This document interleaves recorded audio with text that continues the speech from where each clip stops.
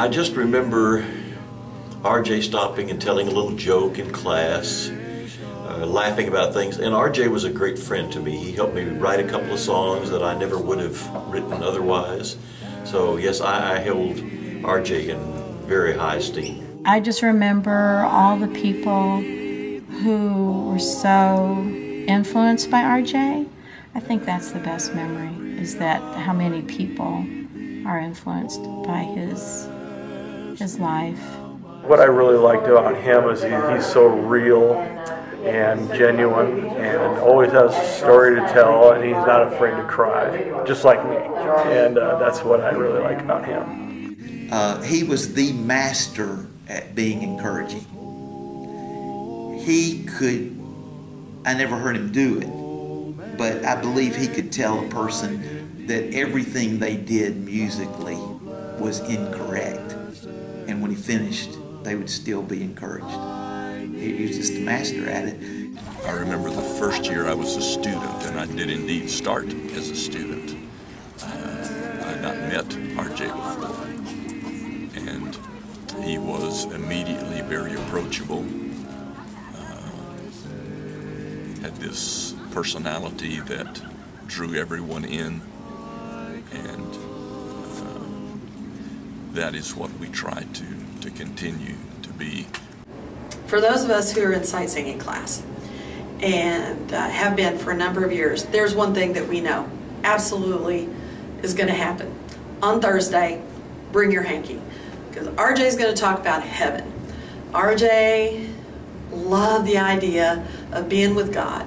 He loved the idea of going to heaven. He was always talking about, you know, when he got to heaven, he was going to be able to see his dad again. He was going to be able to sing with his family.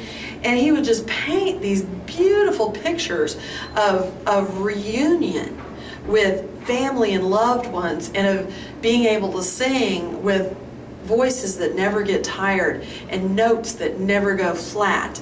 And it was so moving and so wonderful that at the end of the time, everybody would just be weeping, you know, and just, oh, it's just so moved.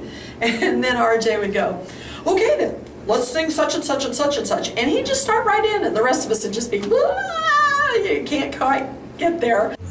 I always think about the river rafting that we went on as part of the vacation part, and unfortunately the water level was low, and so was R.J.'s raft. And so he got wet, and I remember him getting in the pickup. He was just shivering after floating down the Rio Grande there for a little bit, and we just turned that truck heater on and tried to get him warmed up. That was the beginning, but he was dedicated to that, and appreciated his support and leadership all through the years. When I was in class with him 2 years ago, he was quite concerned about his wife Pauline not making it over here for singing school. And he was sitting on a stool in our class, and he gave us a break. And he said, "Is there anybody here that has anything to say?" And he was like halfway sitting on his stool, and I said, "Yeah, I have something to say. I want to tell you about Seaweed Sam." And Seaweed Sam is the saltiest sailor, selling super sensitive sextants to sophisticated sea skippers sailing south to Shanghai, Singapore, and 77 such selected sea stops on the sensationally streamlined SS Sassafras. And he hung his head after that, you know, and then he started to shake a little, like if he was chuckling or if he was crying, I couldn't tell. Then he picked up his head and he said, "Class, we have talent here." Oh, all right, thank you. I never looked at it as me having talent, you know. This is the first year that we've had the singing school since R.J. passed away. And I was sitting there thinking about the fact that this year, R.J. is really there. He is with his dad, and he's with his family, and he's with all those people that he loved, and he's with Jesus, and all the things he ever talked about, he is doing on that Thursday.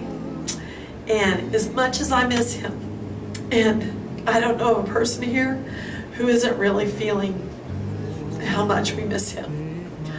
But as much as I miss him, I am so happy that he's getting to do that and that he's with his family again. The first year I taught the men, and I was evaluating the men to determine which class they would go into. He said, Alan, I just have one piece of advice. I said, what's that, RJ? He said, no matter how little a man knows, you do not let him out of that room until you find something that he does know that he can answer correctly.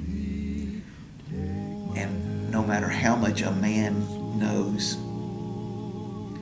you do not let him out of that room until you find something that he does not know.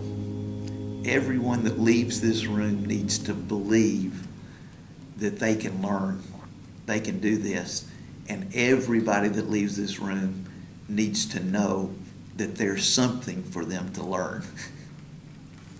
That was RJ, always encouraging. In order for us to accomplish goals, we must be committed. All of us know that without commitment, we can't do anything very well.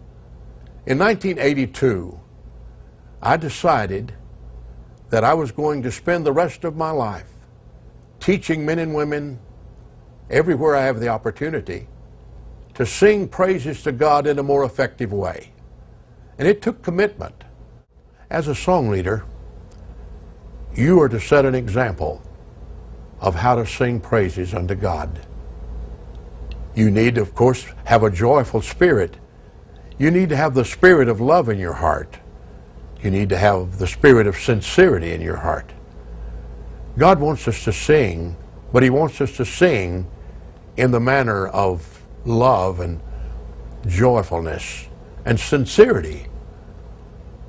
And the audience needs to feel that in you. And when they feel that you're singing in the manner that God wants us all to sing, they will respond to your leadership. There was a statement made about 3 years ago that really made an impression upon me by someone I did not know, that made it publicly when he saw that I was in the audience, and he knew that I was the son of R.J. Stevens. And he made a statement that we have now on my dad's gravestone, that when my father passed away in October 2012, recently we placed the stone on his grave. And on the back of the stone, it said, R.J. taught us how to worship, not just to sing.